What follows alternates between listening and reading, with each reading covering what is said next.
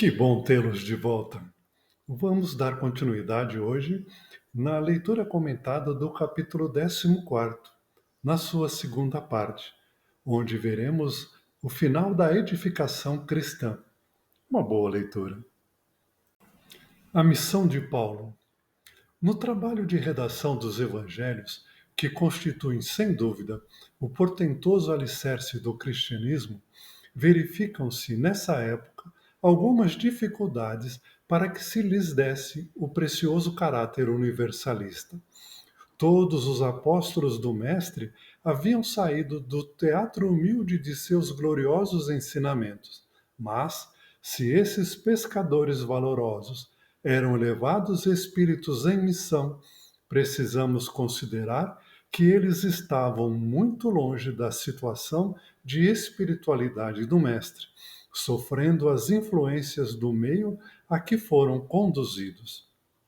Tão logo se verificou o regresso do Cordeiro às regiões da luz, a comunidade cristã, de modo geral, começou a sofrer a influência do judaísmo, e quase todos os núcleos organizados da doutrina pretenderam guardar feição aristocrática em face das novas igrejas e associações que se fundavam nos mais diversos pontos do mundo. É então que Jesus resolve chamar o espírito luminoso e enérgico de Paulo de Tarso ao exercício do seu ministério. Essa deliberação foi um acontecimento dos mais significativos na história do cristianismo. As ações e epístolas de Paulo tornam-se poderoso elemento de universalização da nova doutrina. De cidade em cidade, de igreja em igreja, o convertido de Damasco, com o seu enorme prestígio, fala do Mestre, inflamando os corações. A princípio, estabelece-se entre ele e os demais apóstolos uma penosa situação de incompreensibilidade, mas sua influência providencial teve por fim evitar uma aristocracia injustificável dentro da comunidade cristã, nos seus tempos inesquecíveis de simplicidade e pureza.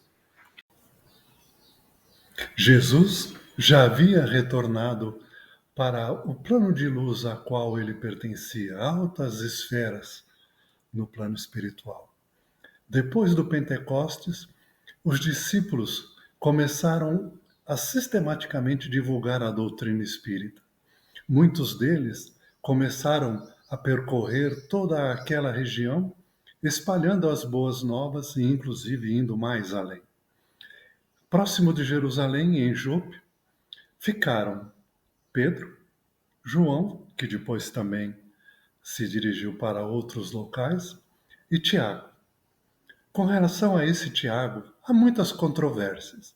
Muitos dizem que era um irmão de João. Outros dizem que era Tiago, irmão de Jesus. E outros ainda digam que era o Tiago menor. Qual deles? Não importa. O importante é que o trabalho precisava ser feito.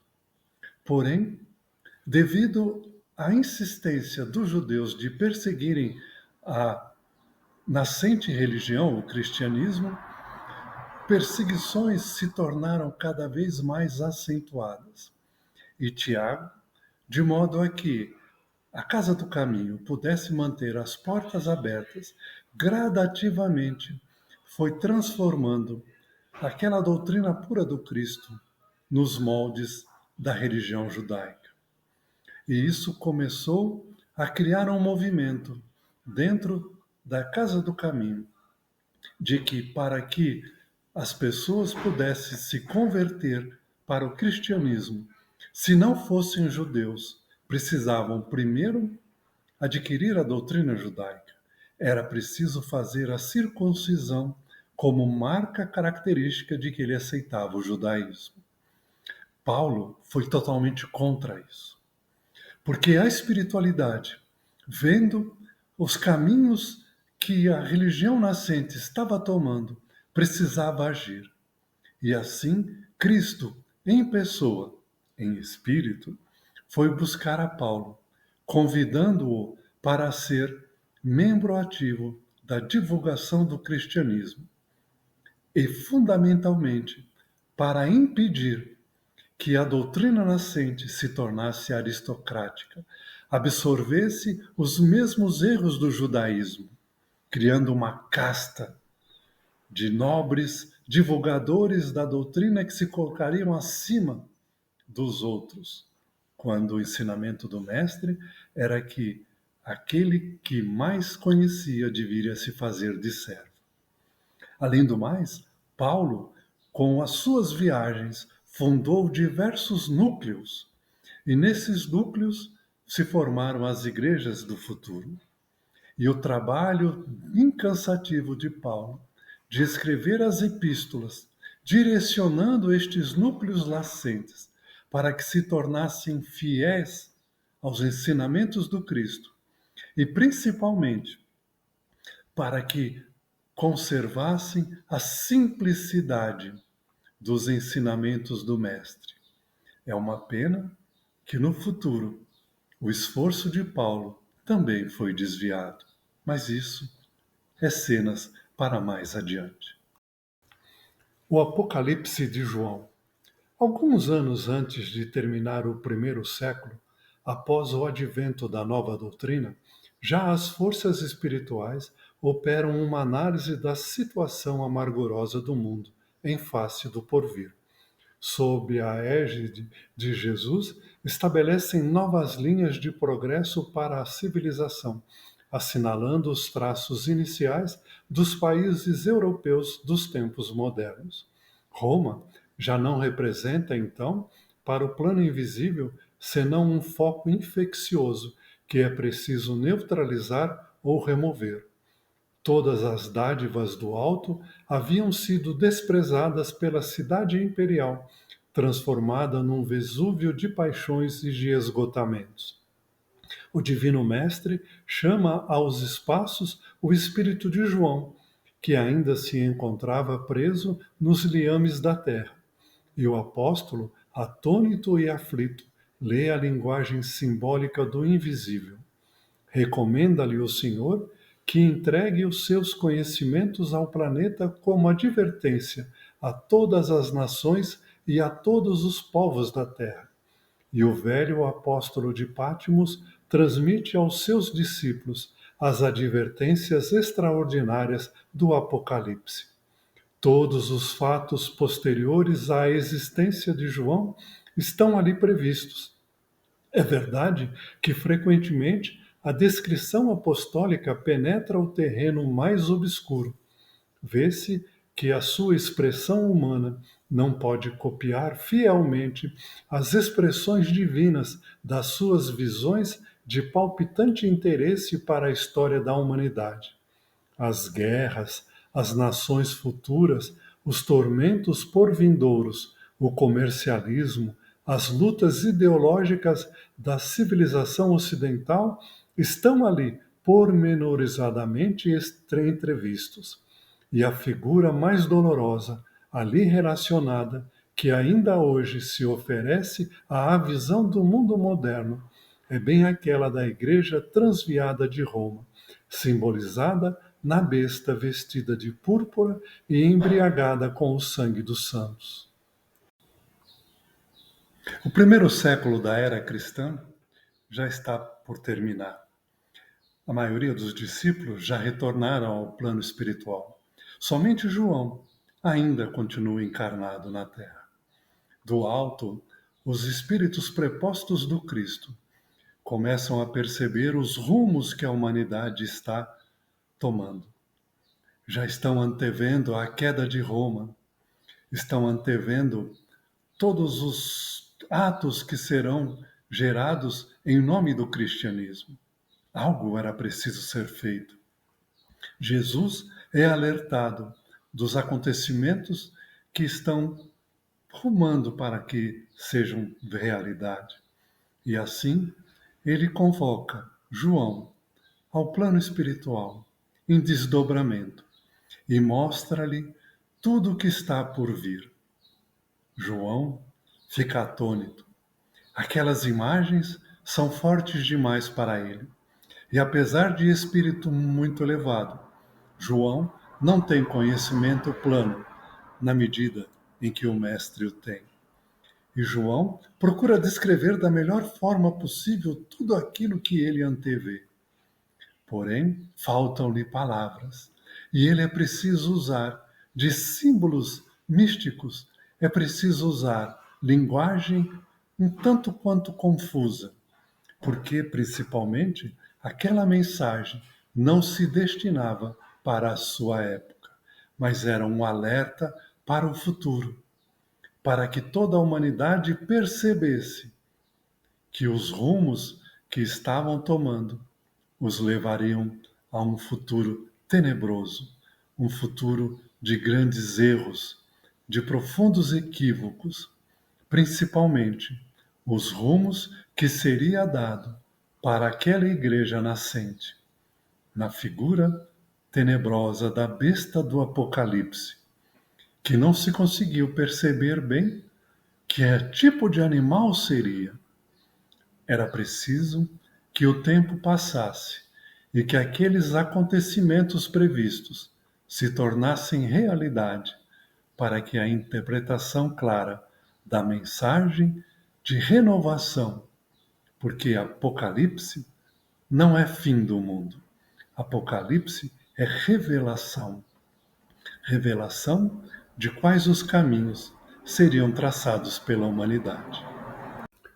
Identificação da besta apocalíptica. Reza o Apocalipse que a besta poderia dizer grandezas e blasfêmias por 42 meses, acrescentando que o seu número era 666. Apocalipse, capítulo 13, versículos de 5 a 18. Examinando-se a importância dos símbolos naquela época e seguindo o rumo certo das interpretações, podemos tomar cada mês como sendo de 30 anos, em vez de 30 dias, obtendo deste modo um período de 1260 anos comuns, justamente o período compreendido entre 610 e 1870 da nossa era, quando o papado se consolidava após o seu surgimento, com o imperador Focas em 607 e o decreto da infabilidade papal com Pio IX em 1870, que assinalou a decadência e a ausência de autoridade do Vaticano em face da evolução científica, filosófica e religiosa da humanidade.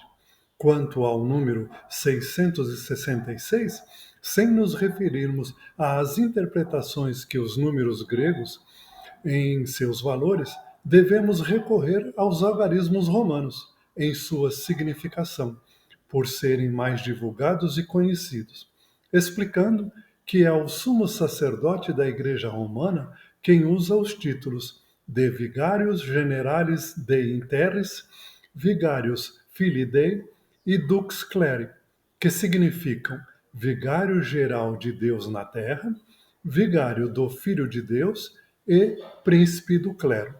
Bastará ao estudioso um pequeno jogo de paciência somando os algarismos romanos encontrados em cada título papal, a fim de encontrar a mesma equação de 666 em cada um deles. Vê-se, pois, que o Apocalipse de João tem singular importância para os destinos da humanidade terrestre. Primeiro, é preciso colocar aqui que não vai uma crítica à instituição da Igreja Católica, mas sim a alguns representantes de altos postos da Igreja e que cometeram terríveis enganos no passado. E assim, na figura da besta do Apocalipse, João coloca que essa besta poderia dizer grandezas e blasfêmias por 42 meses. Aí precisamos do auxílio de Haroldo Dutra Dias, que nos explica que muitas vezes se usa chavuas no simbolismo judaico. E aí nós temos a chavua de meses, onde cada mês ao invés de ter 30 dias, possui 30 anos. Então, se nós pegarmos 30 anos vezes 42, nós vamos ter um período de 1260 anos. E este período se inicia em 607, quando o imperador Focas cria a figura do sumo pontífice, do Papa. E o ano de 1870, que perfaz o período de 1260 anos, quando, através de um concílio, é decretado a infabilidade papal, sendo que o Papa era o representante de Deus na Terra. Então, tudo aquilo que ele falava era a palavra de Deus. Então, não se podia contestar. Por pior que fosse a princípio, era a palavra de Deus.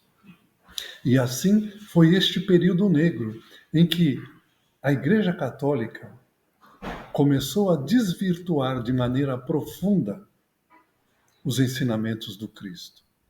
E João coloca que a figura da besta estava representada no número 666. 666, segundo os pitagóricos, era o apogeu da queda humana. O princípio é: o 6 principia-se aqui, desce e aí fica em círculos. Começa aqui, desce e fica em círculos. O contrário, o máximo atingido pela figura humana seria o número 9. Sai de baixo, cresce e fica em círculos superiores. Então, 666 ficou o simbolismo da besta. E a ligação que se faz é com os nomes romanos do Papa, porque o Papa ficava em Roma. E ele era conhecido como Vicarius Generalis Dei in Terris, o vigário geral de Deus na Terra, ou Vicarius Filii Dei, vigário do Filho de Deus, ou Dux Cleri, que era o príncipe do clero. Um pouquinho de conhecimento, principalmente de algarismos romanos, e destes nomes latins, nós separarmos aquelas letras que simbolizam os números romanos e fizerem as somas dos 3 termos, todos eles conduzirão a 666, simbolizando então a figura da besta, o sumo pontífice romano da Igreja Católica, que, infelizmente, pelo período de 1260 anos, iria, anualmente, das suas mensagens, ir criando dogmas. Dogmas que transformariam a figura simples e humilde do Cristo. Transformaria o seu ensinamento, primeiro transformando Jesus de homem em Deus, e depois transformando os seus ensinamentos em dogmas que não poderiam ser contestados, porque aquele que o contestasse iria para o inferno. O roteiro de luz e de amor. Mas voltemos aos nossos propósitos, cumprindo-nos reconhecer nos evangelhos uma luz maravilhosa e divina, que o escoar incessante dos séculos só tem podido avivar e reacender. É que eles guardam a súmula de todos os compêndios de paz e de verdade para a vida dos homens, constituindo o roteiro de luz e de amor, através do qual todas as almas podem ascender às luminosas montanhas da sabedoria dos céus.